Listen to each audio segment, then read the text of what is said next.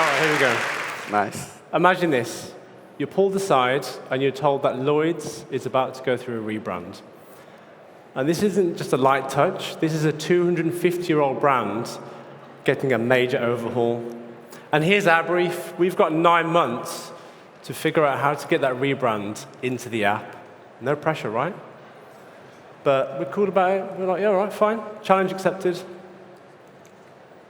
And guess what? We did it. Here it is. This is a reimagined app that we delivered in 9 months. But this wasn't just a lick of paint. We faced a ton of challenges. And today, we're going to show you what happened behind the scenes and how a digital-first rebrand really works. I'm Vish. I lead the design language team at Lloyds Bank. And I'm Kish, and I manage the native design system at Lloyds Banking Group. Don't worry about getting that the right way around. We get mixed up all the time. Yeah. But just like our names, our roles also complement each other. But it wasn't always like this. Kish and Vish wasn't like a thing a couple of years ago. Kish was working, managing the native design system team on his own, and I was working as a visual designer on the app. And as we came into this process, we saw that there were 3 areas that we needed to focus on: the approach, the mindset, and the system. So we're going to break these down, and we'll go through them. Let's start with the approach.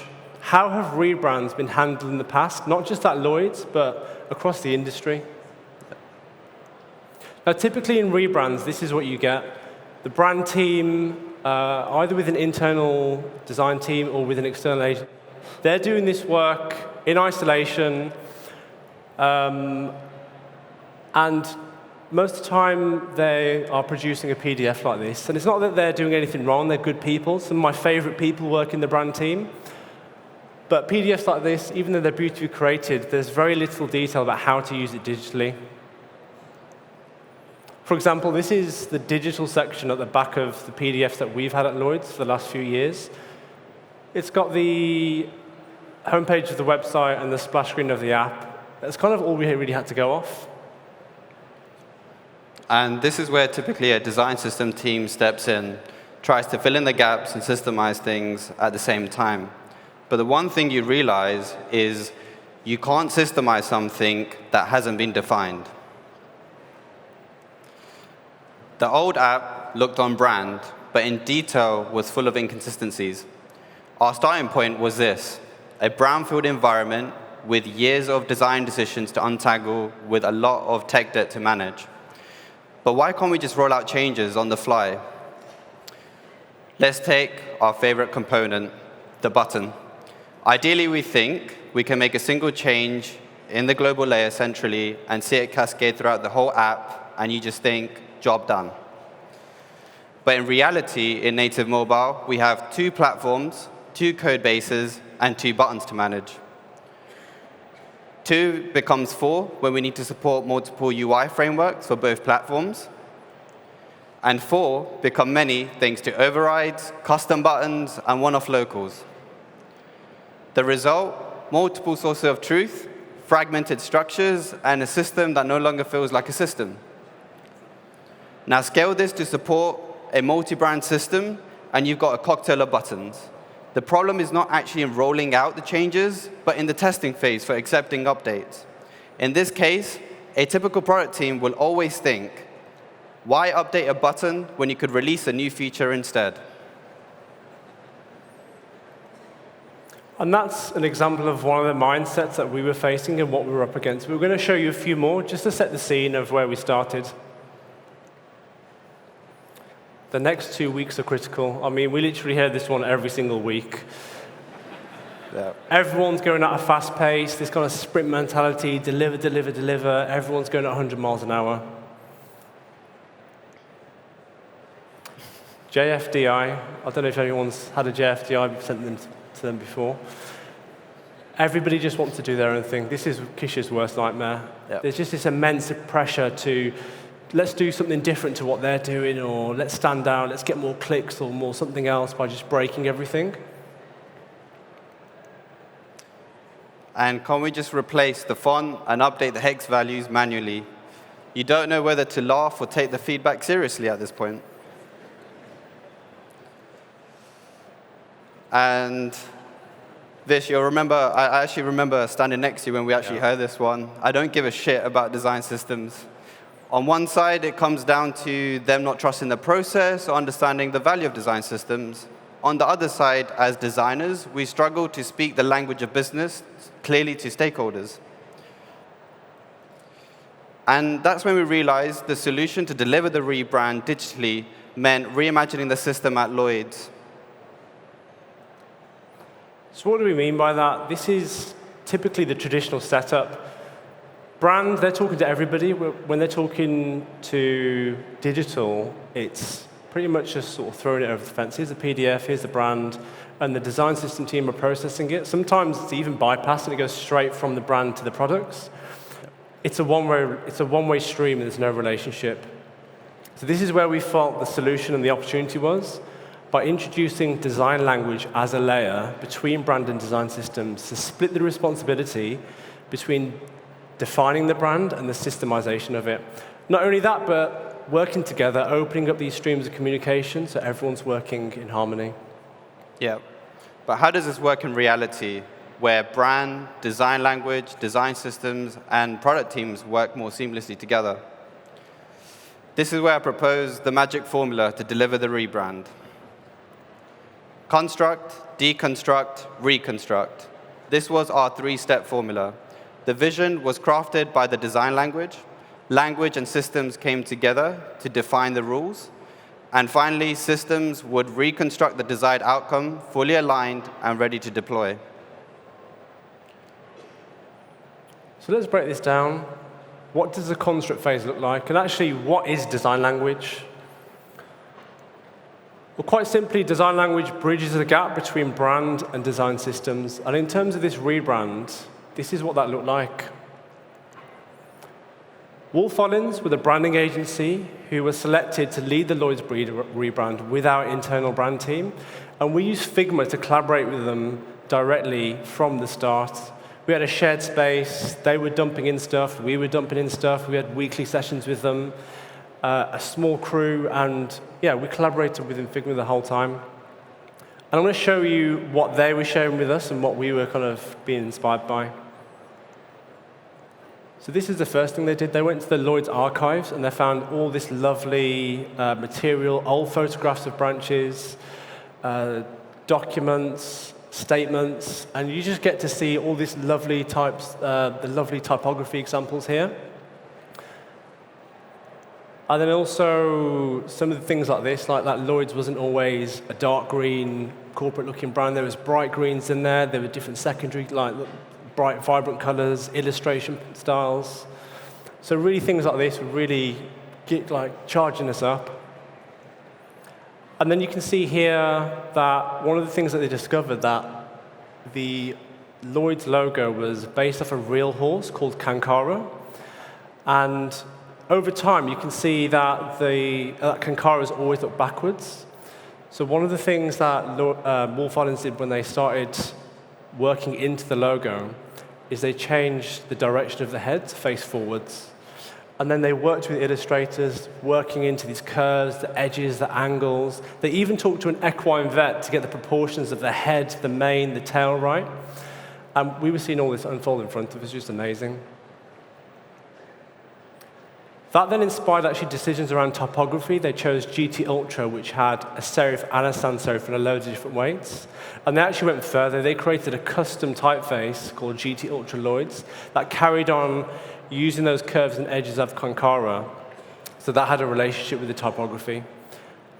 Then going into actually iconography, and they started to draw the new icon style and setting the direction for that. It was still inspired by the shape of Kankara, and even the word mark had some of those elements in there as well. So everything had a relationship.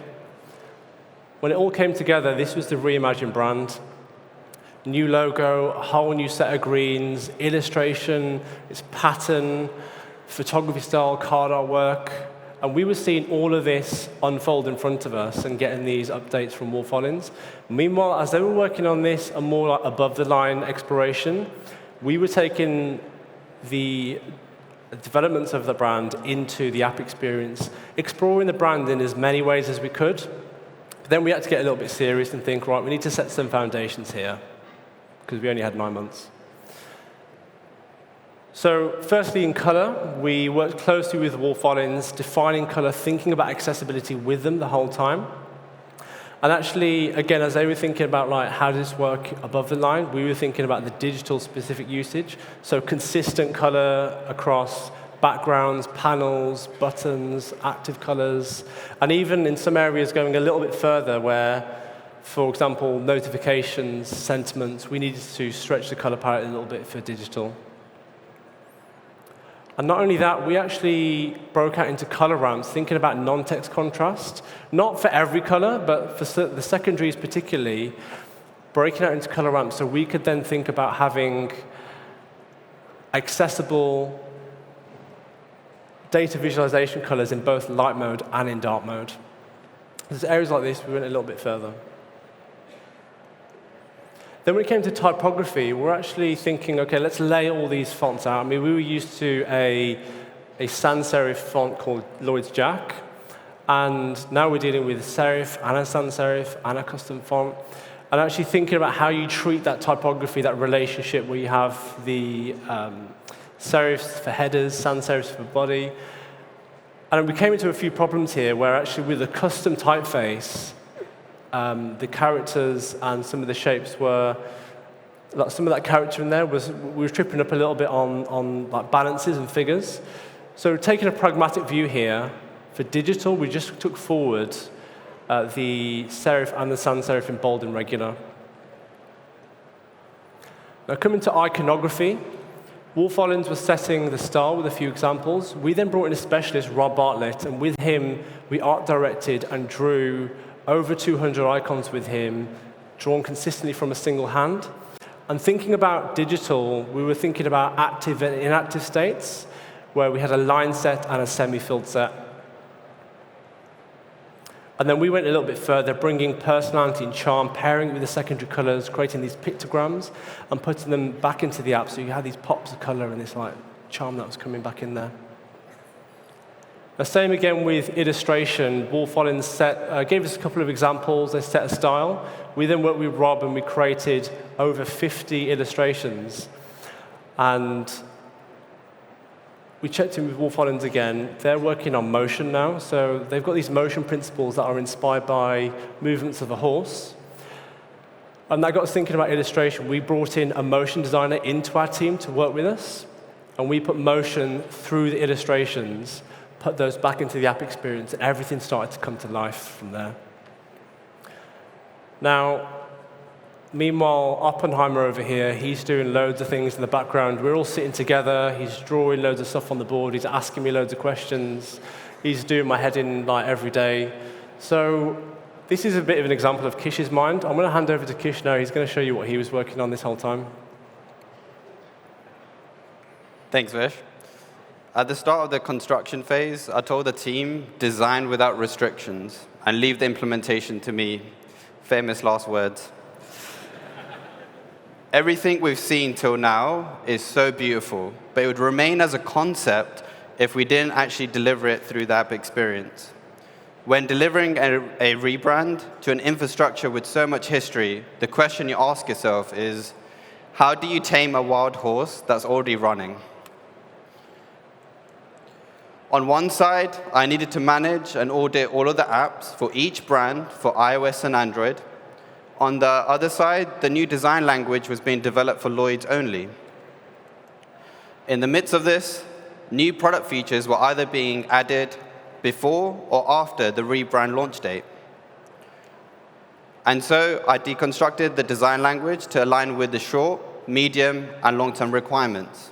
So let's go through this. The short-term focus was on the structural changes we needed to do between now and the launch of the rebrand. So let's look a bit at what we did with typography.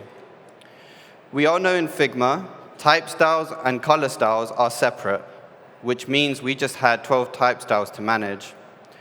And designers assumed you could mix any type style with any color style freely. But in code, it was a different case. Color was baked into the type styles themselves. So those 12 type styles with 8 fixed color options only resulted in 96 unique styles that we could use. But here's the twist, though. 81 of those 96 were inconsistent across iOS and Android. No designer had any hope of actually getting something right. So I couldn't just make any wholesale changes without affecting the other brands. So on the design side, I worked with the team to tweak the scale that would work with the new typeface. But on the engineering side, I worked with the dev team to decouple the type style from color, so we could just apply color tokens going forward and reduce the amount of type styles to manage. The medium-term strategy focused on how do we protect and evolve the design language post-launch. The question I asked everyone and the team at the very beginning was, where do we want to be? More flexible, where there's an open interpretation to the design language?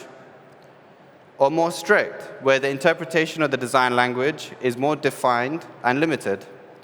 We all agreed we needed to be stricter with the interpretation of the design language, but have flexibility where it required it. In short, we wanted freedom in a framework. For assets, I collaborated with the team to understand how they should be managed as they were being defined. So that means asking questions like, how do we contain and control them? What are the limits before distortion? And should we have fixed sizes? What started out as a base set of 250 assets would have in code ended up managing over 2,000 because of the variations of size, padding, and trimming we wanted to manage. That could have easily turned into 20,000 assets to manage because the code base only held PDFs as the standard because of each color we could apply. This is where I worked into the canvas. The canvas was a layer that contained the asset, but controlled the sizing, padding, and trimming. We could manage a single asset, but manipulate it based on the rules we set. Lastly, working with the dev team, we replaced all of the PDFs with SVGs so we could apply color tokens going forward. The long-term strategy focused on how the system could scale to meet the business demands over time. The scope of delivery was limited to light mode only, but I anticipated the demand for deploying additional themes in the future.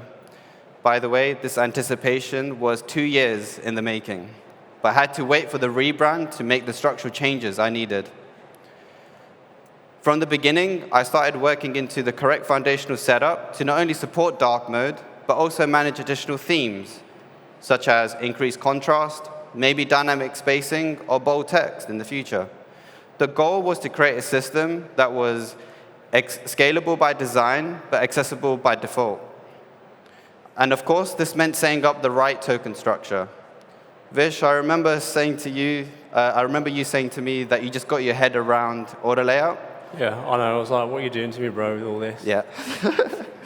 But it made me think, how would anyone that has no clue about design tokens be able to use them? And that's where I worked into solutions like building a token picker. This would help anyone understand how design tokens were structured for native, but also pick the correct token for their situation. And so began the reconstruction phase. Everything I've described till now does not change the mindset, but what does is selling the vision so clearly, the only question is how soon. With variables, scoping, and modes, one design with endless layouts could be achieved in minutes. This was the turning point. When I demoed how everything worked in Figma, the shift was clear. This wasn't a system, it was acceleration. But how do we do the same thing within the engineering world? I wanted to bridge the gap between design and code. Tokens were generated from Figma directly and synced to the code base.